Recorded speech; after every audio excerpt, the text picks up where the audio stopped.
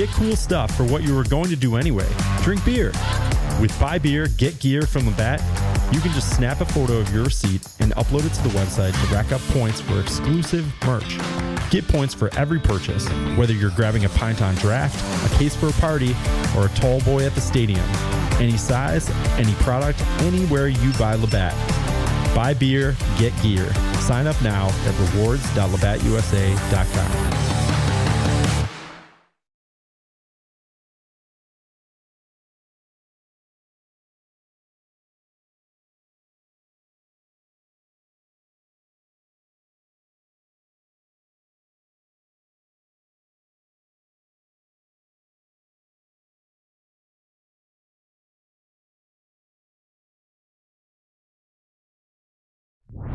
Possible to miss. Need equipment, custom jerseys, team apparel? We do it all. The Sports Outfit, Township 5 Camillus. Follow on Instagram at Sports Outfit CNY. Call us at 315-488-2121.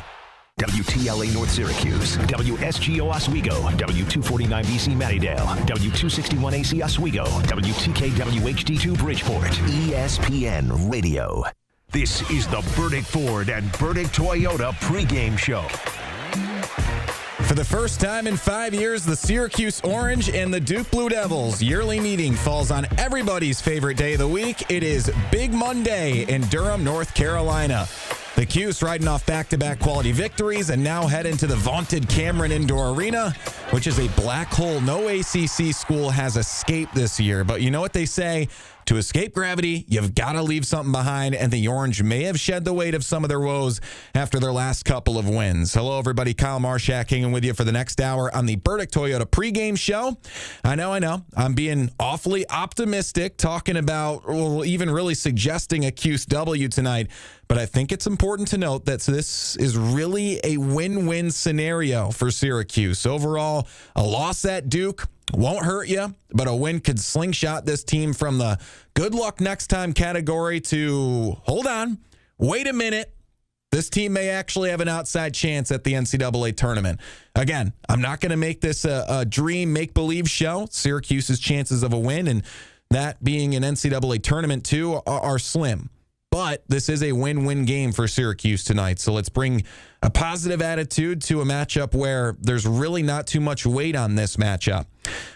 So let's talk about how Cuse matches up with the number 4 ranked Duke Blue Devils, and can they pull out the stops to complete a vintage Orange performance? On CuseSportsTalk.com and ESPN Radio. Call in. Tell us what you want to see tonight. 315-437-7644. A 7 p.m. tip-off on Big Monday on ESPN. Duke are 20.5-point favorites per DraftKings.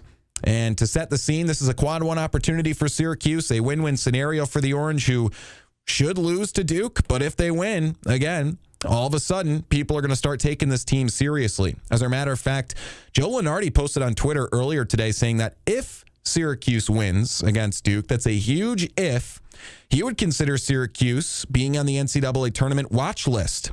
The only quad one win Syracuse has this year, that 62-60 win at home versus a then-ranked Tennessee Volunteers squad.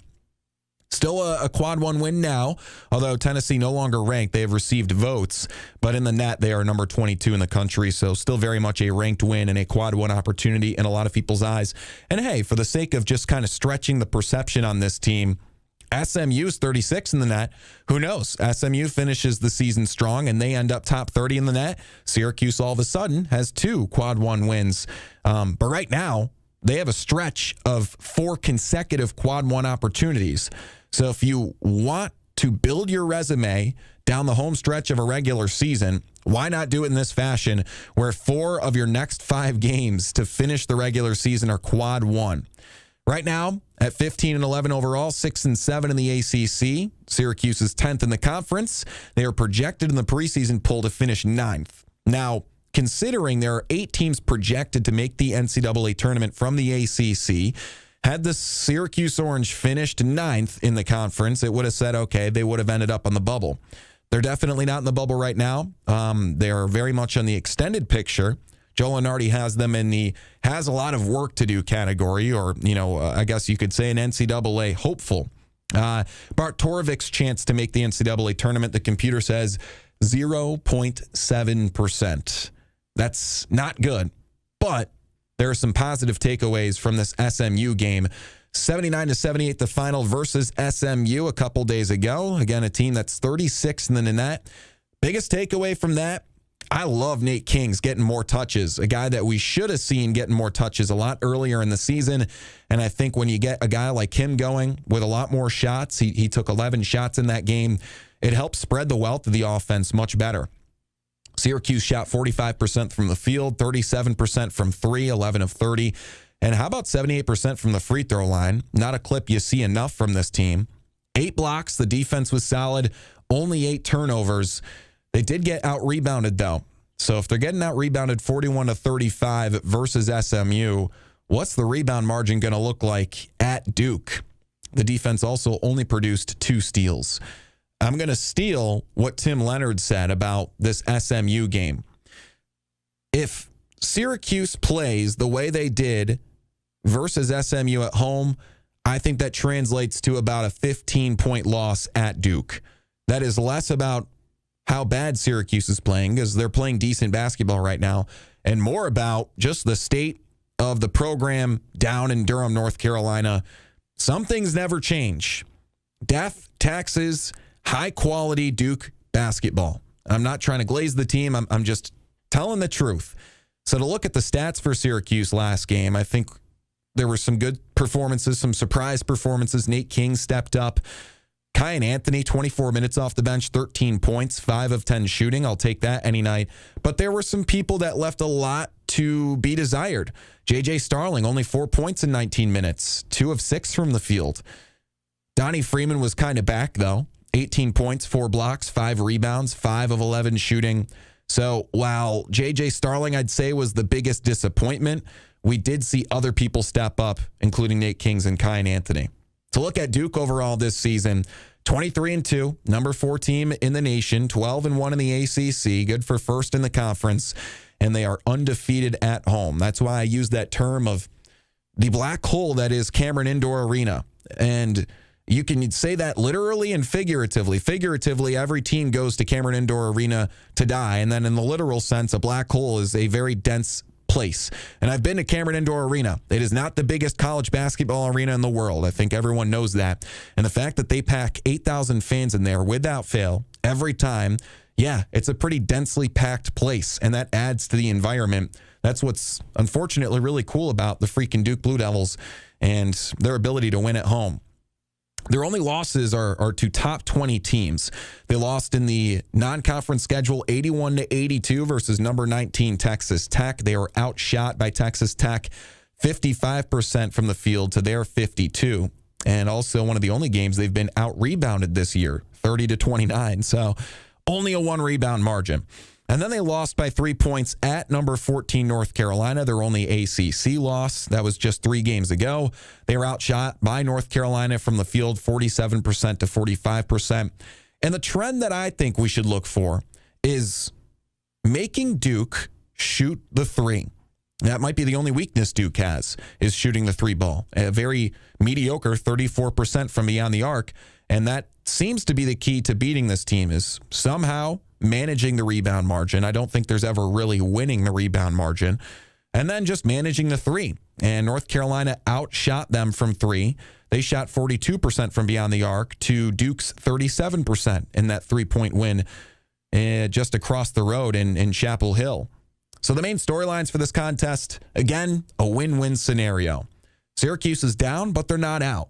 Right now, when you look at the extended bubble picture, there's a list of about a dozen teams, usually 2 or 3 from each power conference, and then a couple from the mid-major groups that Joe Lunardi and people at ESPN talk about as being in the extended bubble picture. And I'd say every year there's 1 or 2 teams that, with a month left, are in that image and actually sneak their way into the tournament just because of a strong finish to the regular season. Am I saying it's going to happen? No. But if Syracuse somehow starts with a crazy win at Duke tonight, it would really just slam them into the conversation of being taken seriously as an at-large bid, because that would be their 2nd/3rd quad 1 win of the year, depending on how that SMU win ages. So Cuse's odds of creating an NCAA tournament are very slim. But again, this is game 1 of 4 consecutive Quad 1 opportunities. They host number 11 North Carolina, which I'd argue is actually a more winnable game than people would expect without Caleb Wilson. Then they play at Wake Forest. Wake Forest is 64 in the net somehow, despite hovering around 500. So that's a Quad 1 opportunity. Then they're at number 24 Louisville. Don't know if that's going to happen. And then they host Pitt to finish the season. I would end up crying in my bed to sleep if they lost to Pitt at home to finish the regular season. So with that being said, there is a deep history between these two teams. While this rivalry per se doesn't have the same shimmer it used to possess, it may not be about owning the upper echelon of college basketball anymore, but I'd argue it will always hold its importance because of its history. So let's take a trip down memory lane and look back at fonder times between a nation that bled orange and the blue-blooded Duke Blue Devils. It started as, well, first of all, is a series that has given birth to 3 of the most attended college basketball games ever. Duke leads the all-time series 17-6. The highlights, I think everyone in this chat remembers. Their first ever meeting, 1966. Maybe people don't remember this. Jack Marin led the way for Duke over Dave Bing and the Orange, 91-86 in the Elite 8 of the 1966 NCAA tournament. Go on to 1989, the ACC Big East Challenge. Now both teams are led by their legendary head coaches, Coach K and Jim Boeheim. Number 1 Syracuse, led by Derek Coleman, won over number 6 Duke with clutch free throws from David Johnson, securing the Cuse's 78-76 win. So a close finish, foreshadowing maybe some buzzer beaters for the future. Wink, wink, nudge, nudge. 1998, they tango in the big dance once more. Duke triumphed the Orange 80-67 in the Sweet 16. And then it was kind of a little bit of a break. And we flash forward to 2014. Now this is where the rivalry really begins. The Orange announced their arrival to the ACC with their first of 3 record-breaking attendance games against the Blue Devils. They lost 80-72 in the Dome earlier in 2014. And then later that year, they actually went into Cameron Indoor Arena. And during a 66-60 road loss to Duke, after being ejected after a controversial charge call against C.J. Fair, Boeheim did the infamous jacket throw. Ripped off his shoot jacket, threw it. Iconic moment, sparked numerous internet memes and led to the jacket being sold for auction. I remember that game in particular because at the time, I'm 11 years old in my childhood home's basement in Cicero with my dad watching the game. I didn't really understand basketball at the time. All I know is the referees did something wrong and my dad was cussing at the TV. So good memories there. I can still very much remember that and thinking, wow, my dad is really upset right now. But Syracuse got their get back in 2015, defeating Duke 78-75 to the tune of 35,446 fans. I was at that game as a kid. Very, very cool.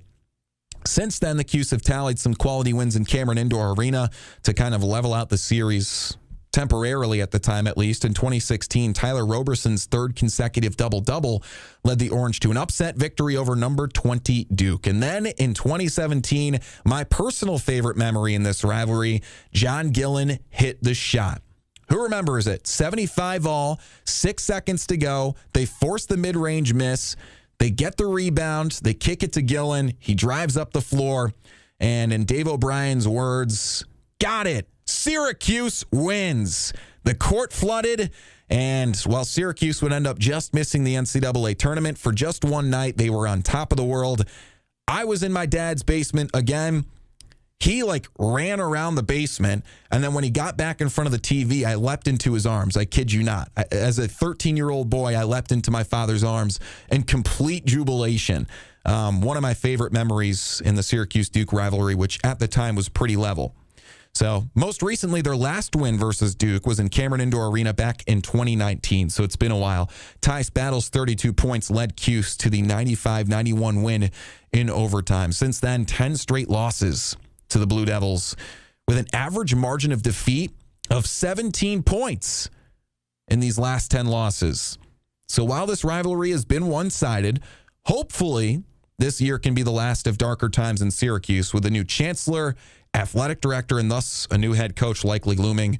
Perhaps Syracuse can turn a leaf over and return to greener pastures. For now, we hope for an upset win that can change the conversation surrounding this team. So in the spirit of history, let's get to Today in SU History, brought to you by Ferone & Son Funeral Home, and look back at fonder times. This Day in SU Memories is brought to you by Ferone & Son Funeral Home. Celebrate your loved ones with help from Ferone & Son Funeral Home, or plan ahead for your prearrangement today. Visit them at 1500 Park Street in Syracuse or at FeroneSonInc.com. February 16th, 2008. I was 5 years old. Syracuse knocked off number 8 Georgetown 77-70 at home in front of a record crowd. Cuse led by a 22-point performance from Paul Harris. And check out the names in this game. A freshman by the name of Johnny Flynn. I think you guys have heard of him before. 17 points, 9 assists, 4 rebounds. Arinze Onowaku, 13 points, 4 rebounds. Dante Green, 18 points. And how about Rick Jackson and a young, fresh-faced Scoop Jardine helping out off the bench? They both got minutes in that game. Fun to look back at fonder times. Coming up next, what can we expect from the Duke Blue Devils? And find out in the next segment what weaknesses they might have that we can exploit in an upset opportunity in Cameron Indoor Arena when we hit our scouting report built by IKEA. You're listening to ESPN Radio. Catch the Syracuse basketball pregame prior to every game, built by IKEA. We are the pulse of the orange. ESPN Radio 97.7 and 100.1. Hiring now. The William George Agency for Children's Services is hiring today. Located in Freeville, New York, the William George Agency helps brighten future prospects and enhance opportunities for success for at-risk youth with both full-time and part-time openings, a generous benefits package, and an abundance of opportunity for growth and advancement. Start your career at the William George Agency today. Youth care specialists start at $24 an hour, and awake overnights start at $25 an hour. Apply online at WGA4children.org. Are you an experienced import car technician looking for your next opportunity? At Upstate Imports, we keep luxury imports running like new, and we need skilled techs like you. Work with state-of-the-art equipment, competitive pay, excellent benefits, and a team that truly values your expertise. From BMWs to Mercedes, Audis to Mini Cooper, if it's imported, we service it. Apply today and drive your career forward at Upstate Imports. Visit upstateimports.com. Don't wait. Your next job could start tomorrow. Hurt in a car? Call the largest motor vehicle accident firm in the state. We've helped thousands fight for big money and big results. You only have one chance to win. Rideshare, truck, motorcycle, car. Only call William Mattar. 315-444-4444. Main Street, Williamsville, South State Street, Syracuse. We would be honored to help you. So call 315-444-4444. No one has more used and sells more used than Drivers Village. Over 600 pre-owned vehicles, priced right, including 100 priced below $20,000. Each ride has a minimum 12-month, 12,000-mile warranty. Financing help for everyone. Bring your trade-in or just sell it to us without buying a thing. DV is the area's used car headquarters. Over 600 pre-owned vehicles. Find yours at the warehouse and everywhere at Drivers Village. See more at driversvillage.com. When minutes count, more patients count on Krause Emergency Services for the shortest wait times of any ER around. In an emergency, call 911 and say, "Take me to Krause." Which values do you look for in an accountant? Trust? Experience? Someone who understands there's no one-size-fits-all tax solution. Hi, this is Adam Panic, CPA and partner at Grossman St. Moore CPAs. We've been educating ourselves and our clients for over 28 years on how to navigate the ever-changing maze of tax laws. In today's economy, it's important to know how these changes apply to your own tax situation. I encourage you to take control of your taxes this year by letting Grossman St. Moore CPAs help you. Visit us online at gsacpas.com. Syracuse Bicycle. Ride bikes, have fun, feel good. We carry products we love, provide hospitality to our customers, and change the world by getting more people on bikes. Syracuse Bicycle is the locally owned, largest bicycle shop with passionate staff, ready to help you have fun and feel good on your new bicycle and e-bike. Test ride top brands today at Syracuse Bicycle. Not everyone can ride their bike everywhere, but everyone can ride their bike somewhere. 2540 Erie Boulevard East, or visit us at syracusebicycle.com today. Great news. Bagelicious is now on DoorDash. He did a baseball Hello, game everyone. the other day. It's Went Jenny great. Bagels from Bagelicious. He's putting great Can't get content to us out early there. in the morning? No problem. We've got you Did some covered. TV stuff, it's cold too. and snowing Did, like, TV outside? softball. No problem. We've got you covered. You can now get Bagelicious delivered at home or in the office. Check out our full menu, available 24/7 at bageliciousbagels.com. Order your favorites delivered by DoorDash and bite the bagel at bageliciousbagels.com. Basketball season is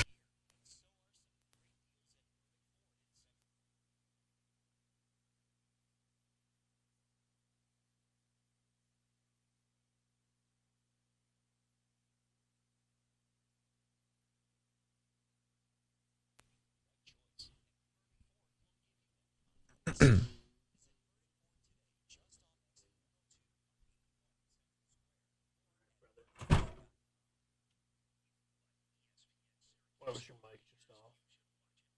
I don't know. Your mic just turned off for a second. I don't know why. Oh. Looks like it's set up right now. Okay. My bad. I don't know what you did, so maybe it wasn't. Chapter 2 of the Burdick Toyota pregame show. Syracuse men's basketball takes on the Duke Blue Devils. Definitely David versus Goliath tonight, as Syracuse would look for a massive upset win in Cameron Indoor Arena. Kyle Marchak with you on QSportsTalk.com and ESPN Radio. Hey, call in. Give me your thoughts on what you expect tonight. Is it going to be lopsided, or will Syracuse make it competitive or even pull off the upset? 315-437-7644 or 315-4ESPN44. All right, let's get to the scouting report on Duke, built by IKEA. Everything you need from IKEA is now at Destiny USA. Go check it out and dream the possibilities at your new IKEA Syracuse. Duke is 23-2 overall, number 4 team in the land, 12-1 in the ACC, undefeated at home, and a net of number 2 in the nation. Coming off another solid ranked win, they won 67-54 at number 20 Clemson. So they continue to just rout teams. Doesn't matter if they are on the road or what. So again, a 13-point win at number 20 Clemson. Kind of the big players and big takeaways from the game. Cameron Boozer did Cameron Boozer things. Probably the best player in the country, if not definitely the best freshman. He scored 18 points, 8 rebounds, 4 assists, 2 steals, led the team in all 4 of those categories.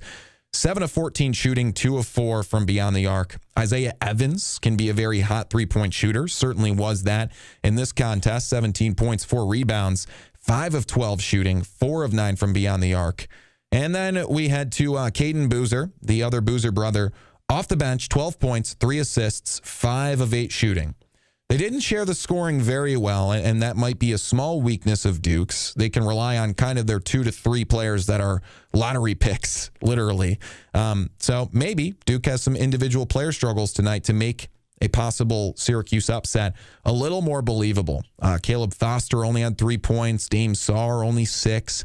Patrick Ganba only 6 points in 19 minutes. And Malik Brown, the Syracuse transfer, 0 points in 18 minutes. It's been a couple of years since Malik Brown donned the orange uniform. Talking about Duke's playing style, well, they're one of the biggest teams in the country. So they run a very pro style, like inside-out offense built around Boozer, who's their primary scorer in the mid-post and the elbow. The pick and roll runs really well despite their size. They're just that athletic. And Caden Boozer's kind of the main ball handler. A lot of downhill spacing from Boozer. Caden, that is. Isaiah Evans and Caleb Foster can apply some rim pressure, but really are kind of the kick-out shooters. And then you've got a ton of rim pressure and finishing from Patrick Ganba, who's one of the best centers in the ACC. Defensively, well, again, they're one of the tallest teams in the country, so they play very well man-to-man with a ton of length, but they are well-trained with their feet, so they are very good switching man-to-man, and they can funnel drivers into Ganba's rim protection. Their wings, like Evans and Boozer, generate a ton of deflections, a ton of jabs, and they turn rebounds into transition opportunities, and they rebound very well. Can't compliment this Duke team enough, right? John Shire has done a great job taking over for Coach K in year 4 now and has generated elite roster year after year. Now, when you look at this roster, 6 different players are projected to be NBA draftees. Not necessarily this year, but in the future. Cameron Boozer, the 6'9 freshman, 23 points per game. He's a projected lottery pick. Might be the best player in the country. Definitely the best freshman. He's the team leader in points. He's the team leader in rebounds. He leads the team in assists. He leads the squad in steals. He's top 10 in the ACC in scoring and rebounding. The kid's elite. Isaiah Evans, the sophomore, an elite shooter, 14 points per game, 35% from 3, and he does it with volume, first-round potential. Caden Boozer is very, very fun to watch. The freshman 6'4 guard is more of a pure guard as opposed to his 6'9 brother. Doesn't score a ton, but he really runs the offense. 3 assists per game, main ball handler, pick and roll heavy, and he's a projected late first round or early second rounder. And then Patrick Ganba is the focal point of kind of the rim protection and rebounding. 6.2 rebounds per game, 10.7 points. Team leader in blocks, the 6'11 sophomores, top 10 in the ACC in field goal percentage. And they have some other elite role players. Dame Sarr, the 19-year-old 6'8 forward/guard, just came over from Liga ACB, the Spanish European League, the number 1 league in Europe. And from SC Barcelona, the dude off the bench, 6 points and pretty efficient. 31% from 3, so still has some shooting woes to figure out, but overall an incredible athlete. Couple others too. Nicholas Kaminia, the 6'8 recruit out of Harvard Westlake, California, 5 points per game. And then Malik Brown actually helps off the bench. Only a few minutes per game, but, you know, he's a very consistent shooter. Team leader in field goal percentage, 64% from the field in his minutes out there, 5 points per game. So I can talk about the strengths all day of this Duke team that Syracuse takes on tonight, 7 p.m. on ESPN. They're one of the biggest teams in the country. According to Ken Pom, they have the 10th largest starting lineup, an average starting lineup height of 6'7". Syracuse's usual starting lineup height is about 6'5". So they're going to be outsized. They're elite interior scoring. They're high percentage shot creation. They're tall. They're second in the ACC at 49.6% from the field. They're dominant on the glass. Might literally be the best rebounding team in the country because of their height. Plus 9.8 rebounding margin is first in the ACC, 10th in the country. The weaknesses for Duke. It feels like kind of oxymoronic talking about the weaknesses of this team because they're not really bad at anything. But there are 2 things that maybe Syracuse can take advantage of tonight. One, Duke can be streaky from the perimeter. They are average at best when it comes to three-point shooting. With so many big men, their three-point efficiency can only be so good. 34.1% from beyond the arc. That's good for 12th in the ACC. And also, they're a young team. They are always a young team because they get so many one-and-dones. So they are turnover prone from time to time. They are average when it comes to turnovers overall, 11 turnovers per game. That's 8th in the ACC. But you catch them on a night where they don't shoot well from beyond the arc, and maybe their young players, I mean, they are led by 2 freshmen in the Boozer brothers, have some turnover woes because they are on ball so much and lack the same experience as a slightly older Syracuse team. Who knows what can happen? Who knows? And that's what I'm asking myself, and that's what I'm asking you guys. Who knows?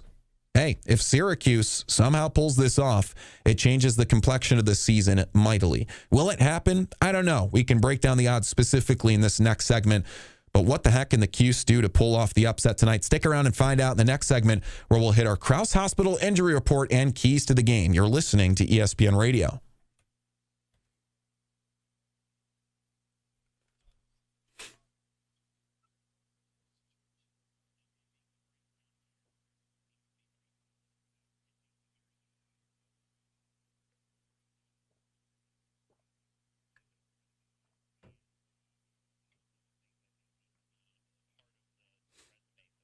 Hello, chat. I'm a little sick, so hopefully I don't sound too phlegmy.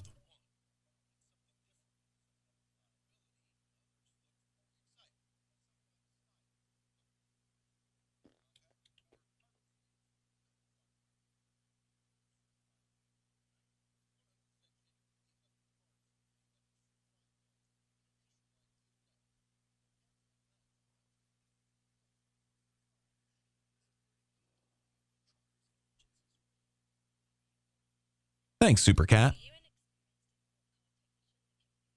Thanks, guys. Appreciate you.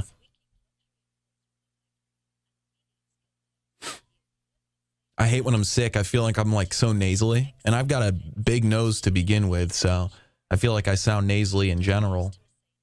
I'm hoping I'm not in here talking like this. Just trying to hit the facts for this game because there's really not much context to add. Like, either Syracuse does it or they don't. And the odds are, that's Pauly. The odds are slim. Nate saw a 20% decrease in points, 33% decrease in assists. Is it out of adequate length? No, it's good. Why do you ask? I guess I like to just stay like here, you know, in the mic.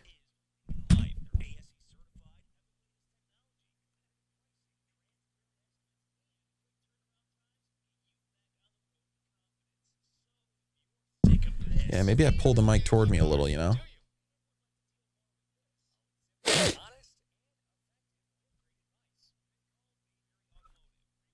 some hand sandy.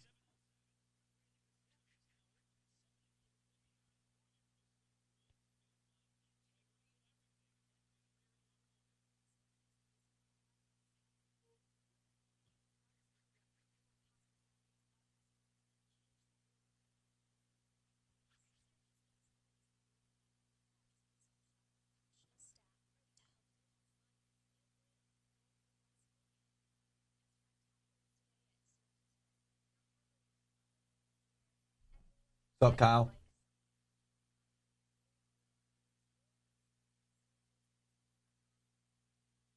Yo, Kyle.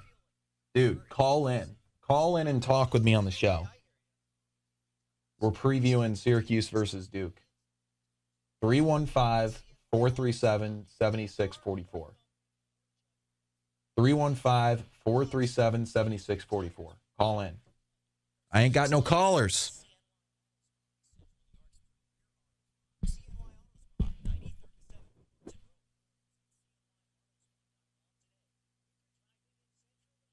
Jen, I appreciate you.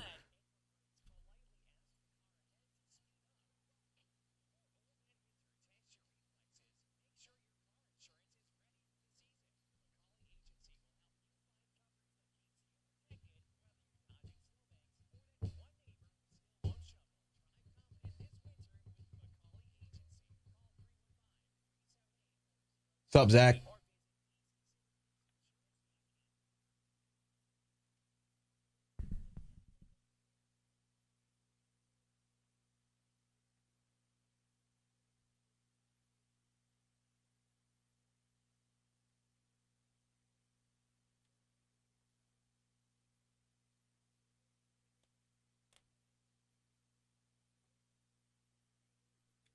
My max bench? I don't know. I don't know. I'll have to think about that one. Over 2 plates at least. Maybe.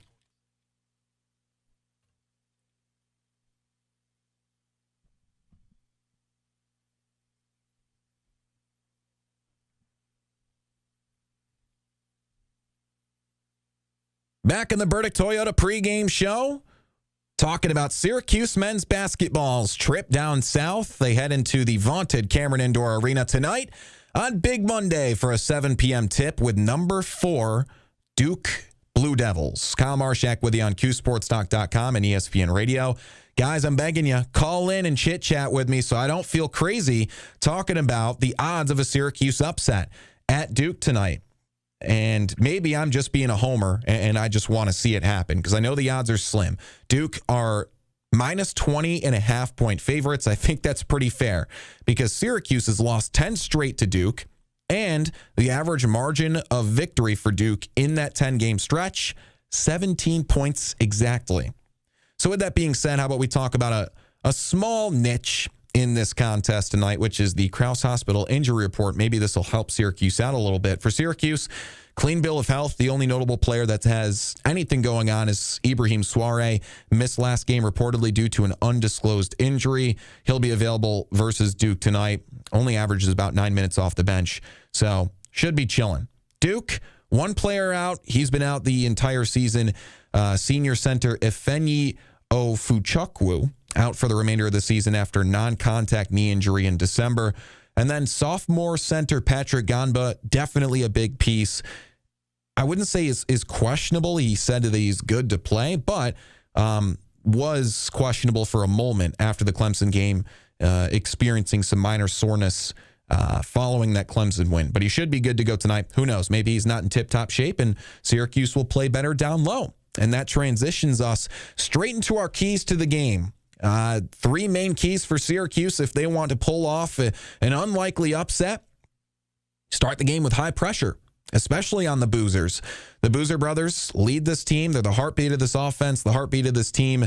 But they're both still young. So if you force some turnovers out of them, it can throw the whole game off kilter for the Blue Devils. You got to start strong, at least start physical. You know, the way that we see Syracuse play in games where they're really outperforming themselves, for example, the Houston game earlier this year or the Tennessee victory at home, they came out physical.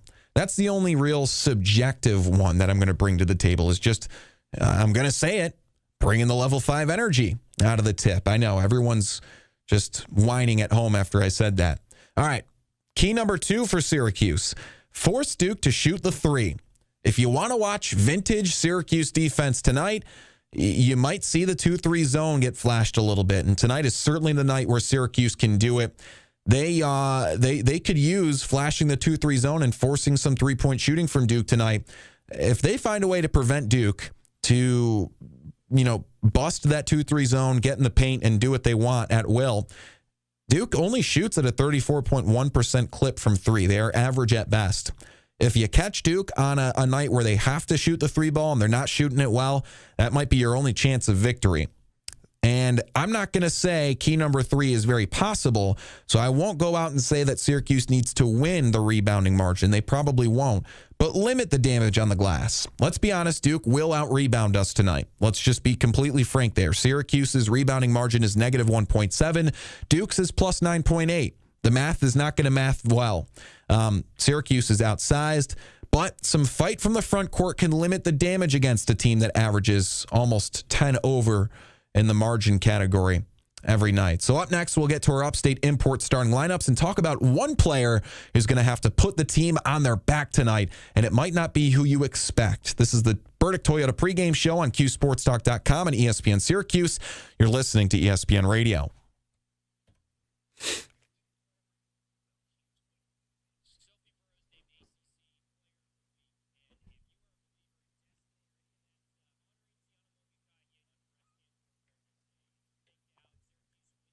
Yeah, Baby Shark, you are foreshadowing what I was going to talk about. Hey, Cass.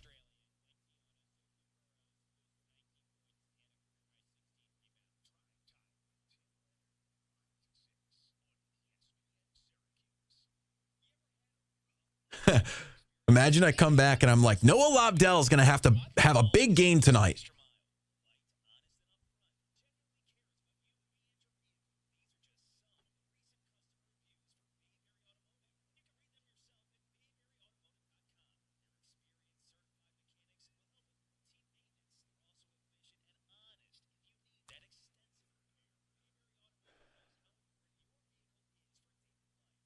Hey, what's up, Miles? How you been, brother?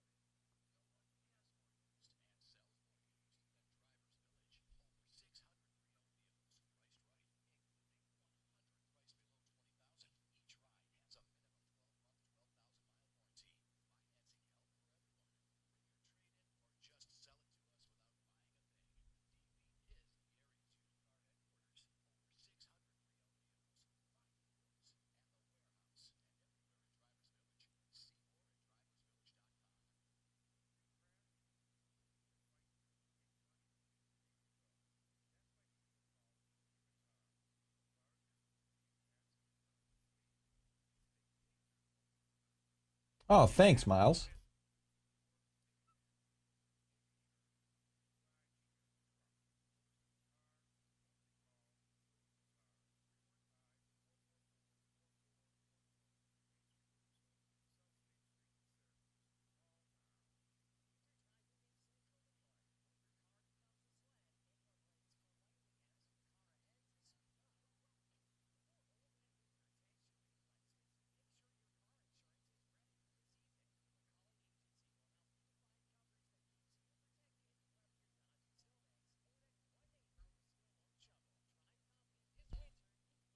Bow, bow, bow, bow.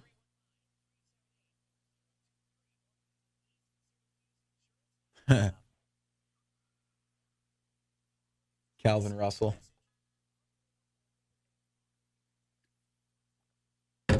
When's the last time we've seen someone play significantly at the Division I level for both a football and a basketball team? I know we've seen it a couple of times in the past decade for football and baseball. Haven't seen it for like basketball plus another sport that I can remember, at least.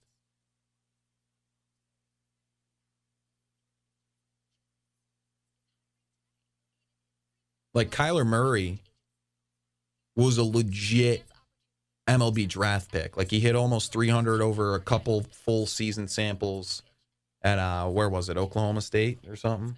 Oklahoma.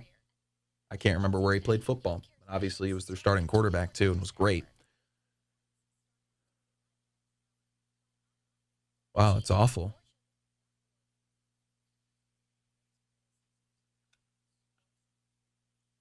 Calvin Klein.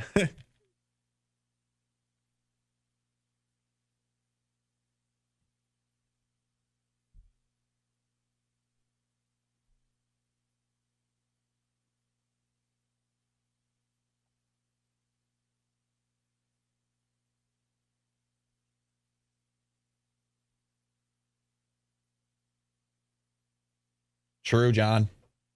True.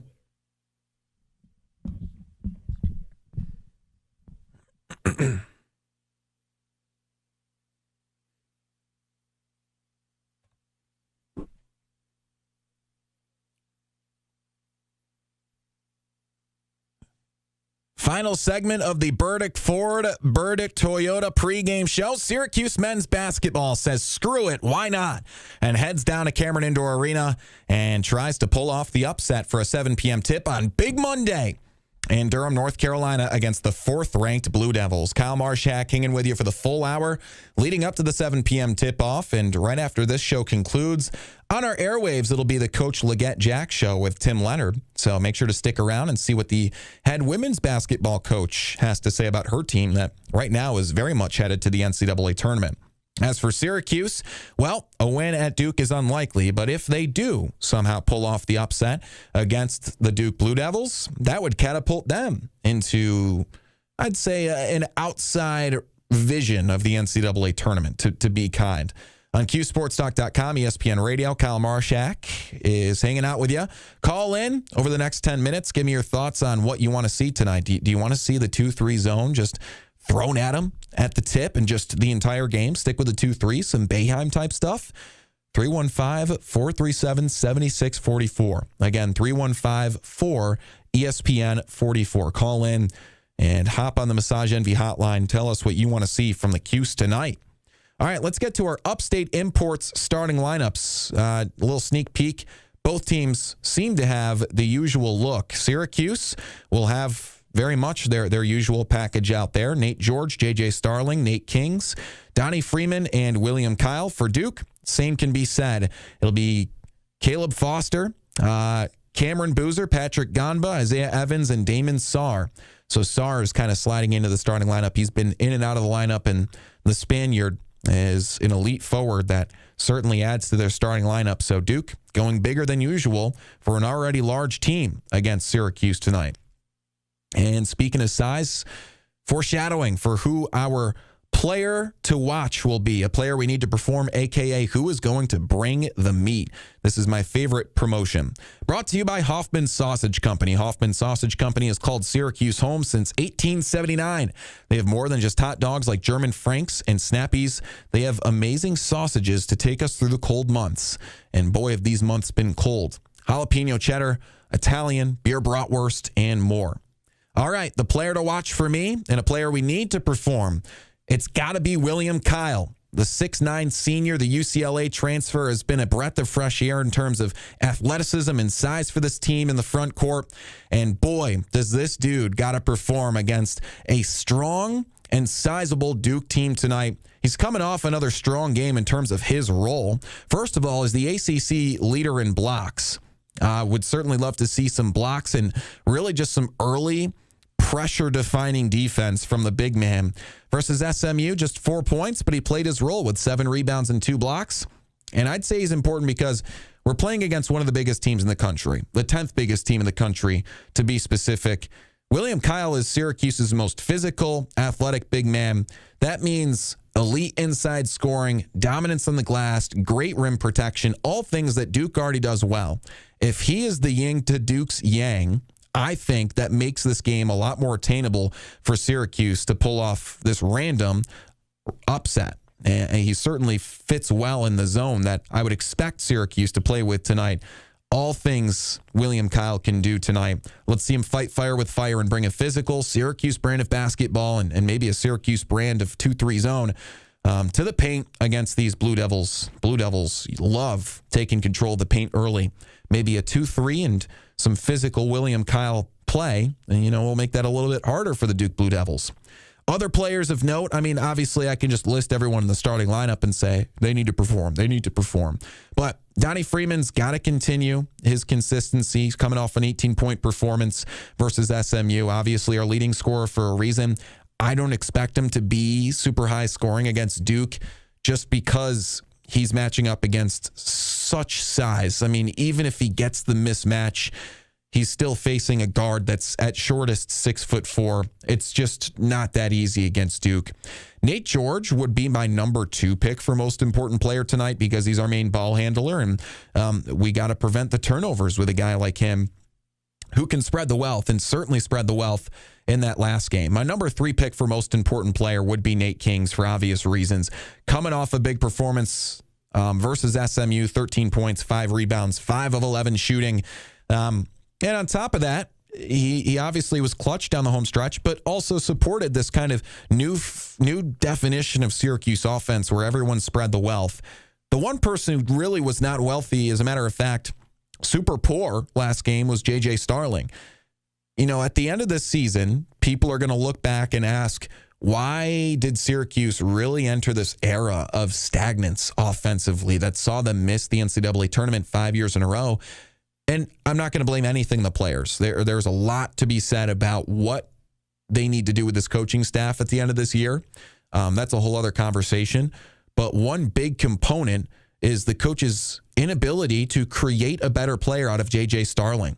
He has been so inconsistent, and we've seen his efficiency numbers specifically dip by about 2% each year since his first year in Syracuse.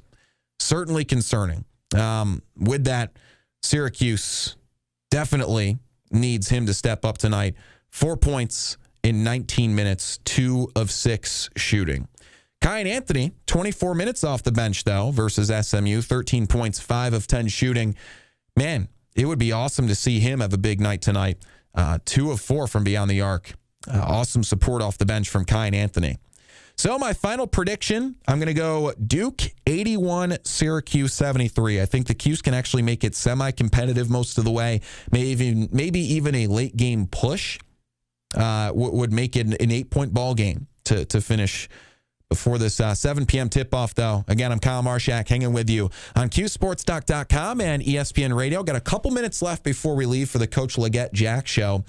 So, again, Tim Leonard and Coach Jack and the Empower Felicia Leggett Jack Show coming up at the top of the hour. Stick around for that on our airwaves. But if you guys want to call in over the next few minutes, tell me what you want to see out of maybe a 2-3 zone for Syracuse tonight. 315-437-7644. So William Kyle, definitely the biggest player to watch out for tonight. But man, like this Duke lineup is just special. Some other Duke players to watch out for. Again, Damon Sarr is in the starting lineup. This kid's really cool because he doesn't get enough minutes, and no one really gets a ton or enough minutes off the bench for Duke because this roster is so deep. Damon Sarr and Malik Brown, kind of those tertiary options on the floor off the bench that are really fun to watch. Damon Sarr, 6'9", 19-year-old freshman, has already spent a year with FC Barcelona, one of the best teams in Europe, in Liga ACB, which is the best league in Europe. And now he's coming over. What a trend that is. We're seeing all of these players who have like either, gotten a G League contract or played professionally in the Euro League, now coming over at like 23, minus Damon Sarr, who's only 19, 23 years old, and now getting their minutes in college basketball. It's such a unique period in college basketball now. And then Malik Brown, like who remembers when he played at Syracuse? The forward who, kind of a role / focal point of the offense at times. In his first couple of years at Syracuse, the forward was athletic, 6'8", brought just efficient, smart shooting. And he's played in a similar role at Duke and now projects to be probably like a G League two-way contract or maybe a Euro League guy. But when he was with Syracuse, he didn't really look like that. So it tells you the disparity of the coaching between Syracuse and Duke. Certainly a trend considering Syracuse needs to turn over a leaf and find themselves in greener pastures because regardless of what happens tonight, the odds of them finding their way back into the NCAA tournament picture by year's end, slim to none.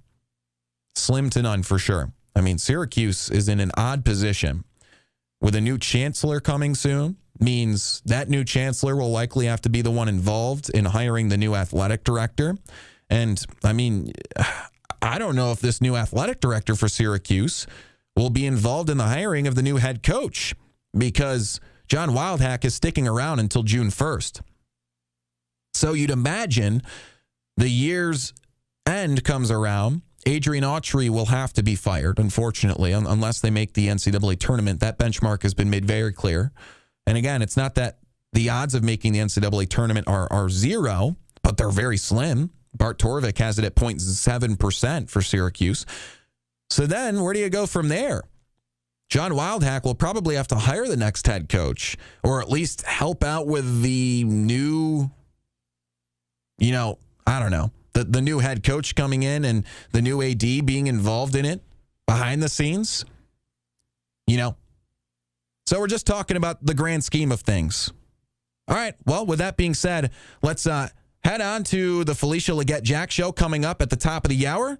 Thank you guys for hanging out, and let's see if Syracuse can pull off the upset. All right. We'll see you guys 5 minutes after the buzzer for the Burdick Toyota postgame show on ESPN Radio.